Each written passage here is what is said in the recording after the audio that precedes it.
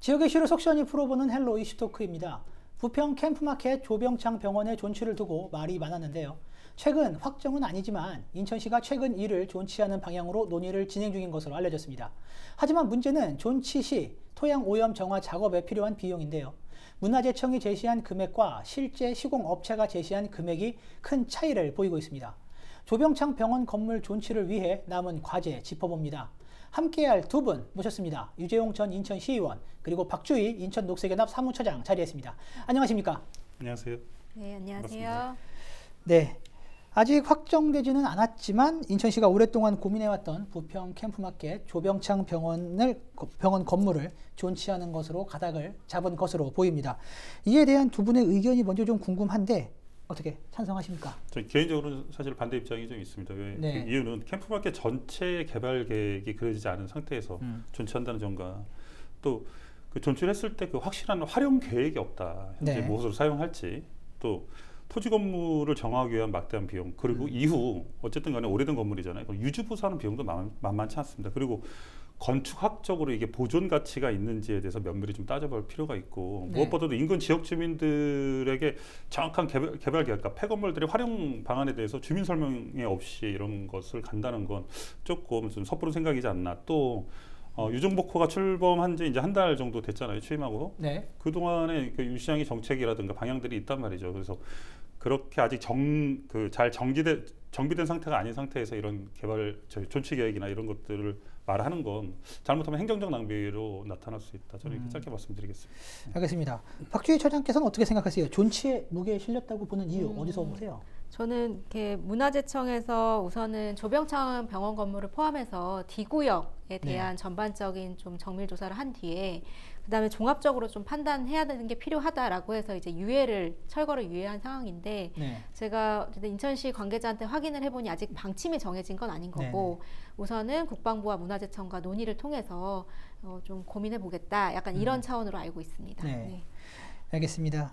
그 문제는 앞서 말씀드렸지만 이제 토양 오염 정화 비용입니다. 조병창 병원 건물을 존치한 채 토양 오염을 하면 철거하는 것보다 더 많은 비용이 들죠. 네, 제가 뭐 비용을 산정해 보진 않았고요. 기술적인 측면에서 좀 어려운 부분들이 있습니다. 그러니까 기존에 보통 토양 오염 정화는 오염된 토양을 이제 굴착을 해서 정화장에 반입을 해서 이제 정화를 하는 방식인데요. 지금 만약에 건물을 존치한 상태로 하부에 토양 오염 정화를 하게 되면 건물이 무너지지 않도록 별도의 또 시설을 해야 되고, 그래서 그 시설을 한 상태에서 옆부분에서 파고 들어가서 굴착을 하든, 아니면 시설을 이제 그 하부에 넣어서 정화를 하든 이런 방식으로 해야 될 텐데, 그렇게 되면 별도의 이제 공정들이 더 필요하기 때문에 아무래도 비용적인 측면에서는 더 부담이 되는 게 사실일 것 같습니다. 네. 이제 문화재청에서는 건물을 보존하고 토양 오염 정화를 진행했을 경우에 약 4에서 5억 원 정도의 비용이 소요된다, 이렇게 보고 있는 것으로 알려졌는데, 반대로 시공업체 전문가들은 적게는 30억 원에서 많게는 50억 원까지 들어간다, 이렇게 좀 차이가 나는 발언들을 하고 있는데, 어떻게 누구 말이 맞다고 보세요? 전 다 틀렸다고 봅니다. 먼저 건물을 보강하려면 이제 설계 도면을 면밀히 이제 전 건축학과를 나왔는데, 설계 도면을 검토해야 되는데 일제 감정기 시대 때 지어진 건물이라서 설계 도면이 있을지 일단 의문이고, 있다 하더라도 이제 구조안전 진단을 포함해서 그 안전 진단을 받아야 하고, 또 사용 목적, 그걸 공연장으로 쓸지 뭐 공장으로 쓸지, 이게 사용 목적에 따라서 보강하는 방법이 다 다릅니다.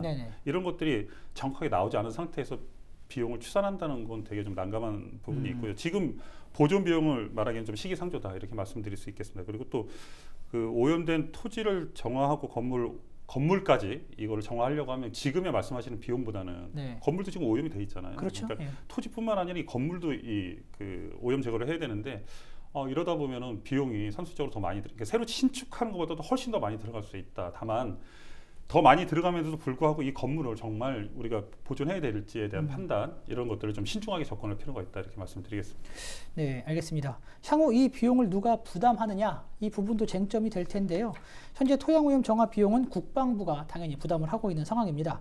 그런데 그럼 이제 건물 존치 시 들어가는 비용 누가 부담을 해야 할까요? 기본적으로는 사용자, 만약에 한다고 그러면 그 계획에 어떻게 쓸지는 잘 모르겠지만, 이건 사용한다고 그러면 사용자가 부담해야 되는데, 다만 인천시하고 국방부가 이제 문화재청이 지금 만나가지고 논의 중이잖아요. 여기서 만약에 셋이 합의해서 단체 기관이 합의해가지고 여기서 보증 결정이 난다고 하면 국비 지원이라든가 내지는 지자체 매칭 비용이라든가 내지는 또 문화재 복원에 대한 어떤 그런 부분들, 그러니까 이게 문화재로서의 왜 자리를 매김할 수 있는지 없는지 이런 판단이 나온다고 하면은 국비 지원이나 여러 가지 지원들을 받을 수 있어서 조금 활로는 열려 있다 이렇게 저는 개인적으로 판단합니다.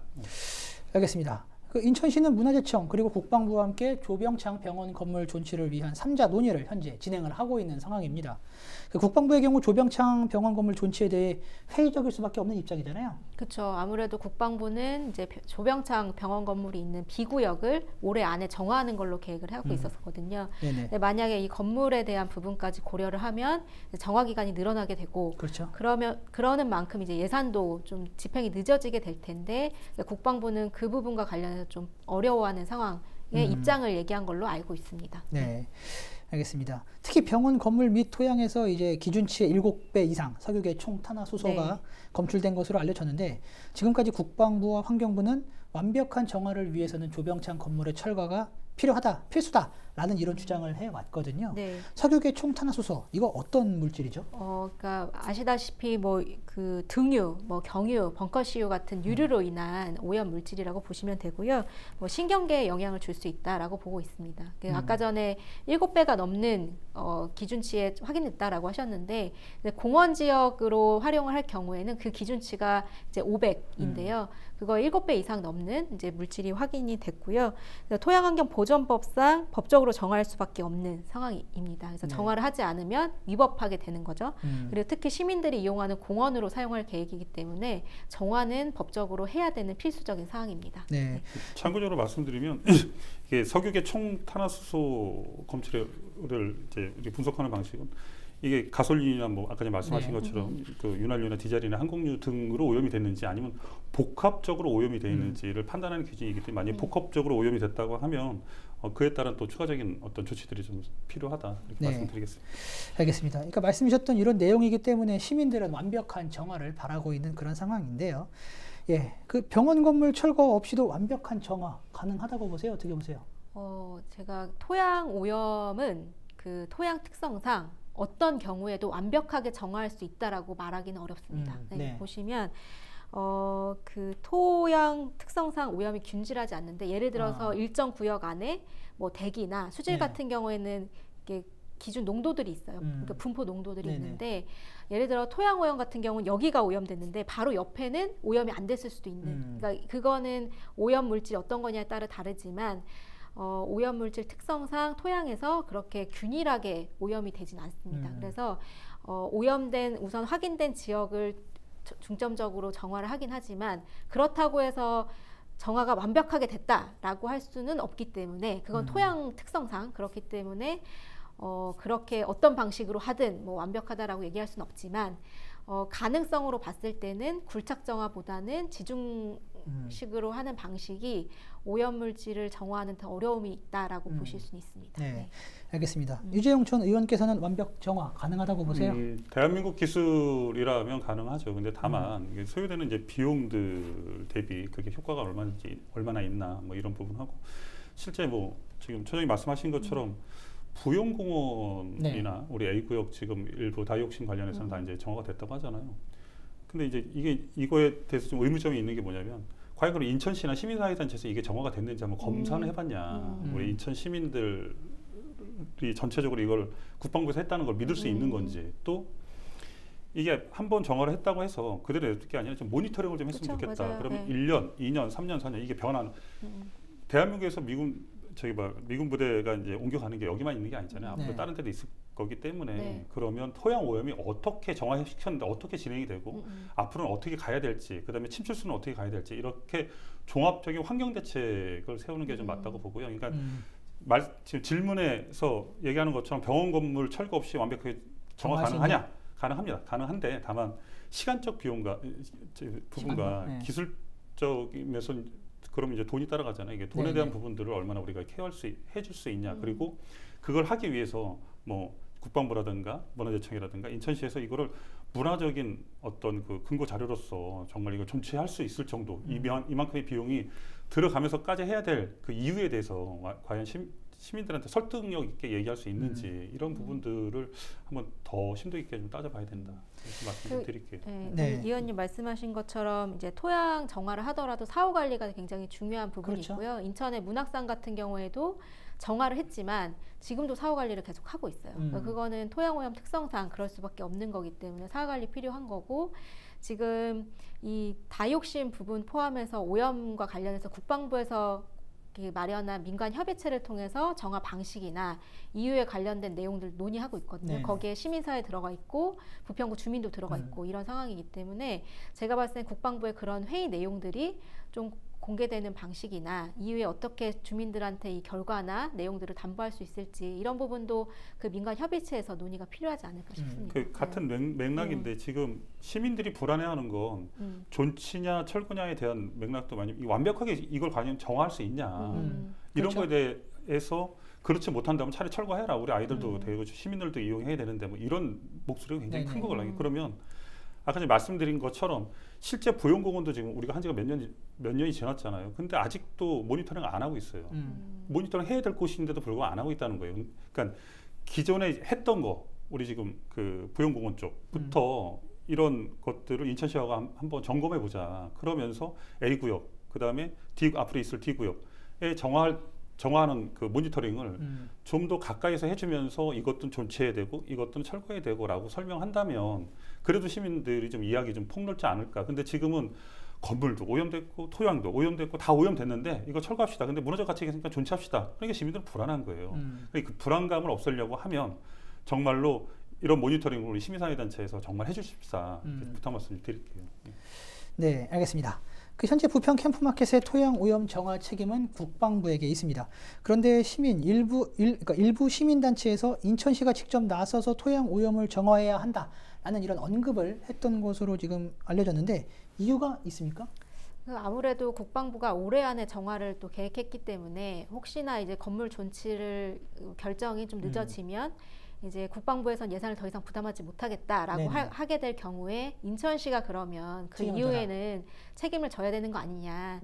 지금 당장 그거 국방부 예산 때문에 철거에 대한 부분을 결정하기보다는 인천시가 좀 비용을 감당하고서라도 좀 논의를 해서 결정을 했으면 좋겠다라는 차원으로 저는 이해를 하고요. 근데 이게 좀 딜레마가 있습니다. 네네. 우선은 이 미군기지 반환운동을 꽤 오랫동안 해왔던 전국의 시민사회 네네. 그리고 보면은 그동안 미군이 오염시켰지만 결국에는 미군이 정화하지 않고 다 우리나라 정부가 한국 정부가 정화를 해왔거든요. 그래서 저희는 이제 그거는 불공정한 소파 계약 때문에 계속 한국 정부가 부담할 수밖에 없었던 거고 그렇기 때문에 미군한테 계속 요구를 했단 말이에요. 그렇죠? 정화 비용을. 근데 만약에 그럼에도 불구하고 안 되기 때문에 결국엔 국방부가 한국 정부가 지금 정화를 하고 있는 건데 그거를 인천시가 정화를 하겠다라고 하는 순간 이제 우리 스스로가 그 원칙, 그러니까 그렇죠. 오염 원인자 처리 원칙을 또 스스로 깨는 상황이 될 수밖에 없다. 그거는 인천만의 문제가 아니라 다른 지역의 반환 운동에도 영향을 끼칠 수밖에 없다라고 해서 이 발언은 조금 조심스럽지 않나 싶습니다. 네. 저도 동의하는데요. 기본적으로는 오염시킨 분들이 정확하게 처리해놓고 가는 게 맞죠. 근데 다만 그 시기를 우리가 기다릴 수 없으니 국방부도 먼저 처리를 하고 미군한테 받아내자. 안 받겠다는 얘기가 아니에요. 그쵸. 받아내자라고 하는 건데 또 만약에 인천에서 이런 비용을 낸다고 하면 다음에 선례가 반환받는 어떤 그런 다른 지자체나 이런 데 악영향을 미칠 수 있기 때문에 저도 개인적으로 반대합니다. 그러니까 제가 알기로도 그 토양 오염 정화 작업이 길어지면 이제 국방부에서 책임지는 기간이 넘어가기 때문에 이제 인천시가 정화에 대한 비용과 책임을 질 수 있다는 우려도 앞서 말씀드린 것처럼 이제 시민사회에서 제기했던 걸로 알고 있는데, 그러니까 이제 인천시에서 정화 책임을 지면 안 된다 이제 이런 입장이었는데 이것과는 이제 반대되는 이야기잖아요. 그쵸. 그럼 시민단체 사이에서도 어떤 의견이 갈리는 건가요? 우선 공식적으로 이 부분을 따로 논의해 본 적은 없고요. 뭐 공식적인 입장을 발표한 적도 없고요. 근데 다만 인천 시민 사회에서는 이제 부평 미군기지 관련한 대책위를 여러 번 겪어왔잖아요. 그러면서 이 오염 문제는 미군이 책임져야 된다라고 하는 공식적인 입장들은 수십 년간 계속 내왔습니다. 근데 이제 최근에 이 조병창 병원 건물 논란이 되면서 일각에서는 좀 그런 목소리가 있는데 그게 뭐 공식적인 입장으로서 발표된 건 아니기 때문에 뭐 이게 시민사회의 이견이 있다라고까지 얘기하기는 좀 무리가 있지 않을까 싶습니다. 알겠습니다. 그 현재 부평 캠프마켓 내 토양, 오염 토양 정화 작업 어디까지 진행이 됐습니까? 지금 뭐 보형공원은 이제 다 완료가 됐고요. 네. 그다음에 A구역, B구역, C구역, D구역으로 나눠져 있는데 A구역 네. 같은 경우는 이제 다이옥신 그 정화는 2021년에 완료를 했습니다. 다만 네. 복합 오염 그 정화 작업이 아직 남아 있어서 2022년 9월에 완료할 계획이고, 또 B구역 또한 2022년 그 10월에 2022년 12월에 12월에 네, 토양 정화 그 준공을 낼 계획으로 갖고 있고요. D구역 같은 경우는 이제 22년 9월에 그 환경조사 기초를 이제 실시할 계획으로 알고 있습니다. 네. 네, 알겠습니다. 그 문화재청은 향후 조병창 병원을 이제 국가 문화재로 지정하는 방안도 현재 염두에 두고 있는 것으로 알고 있는데, 조병창 건물의 국가 문화재 지정 가능성 얼마나 보세요? 저는 뭐 역사적 가치를 잘 보존하고 알리는 게 굉장히 중요하다는 생각인데요. 네.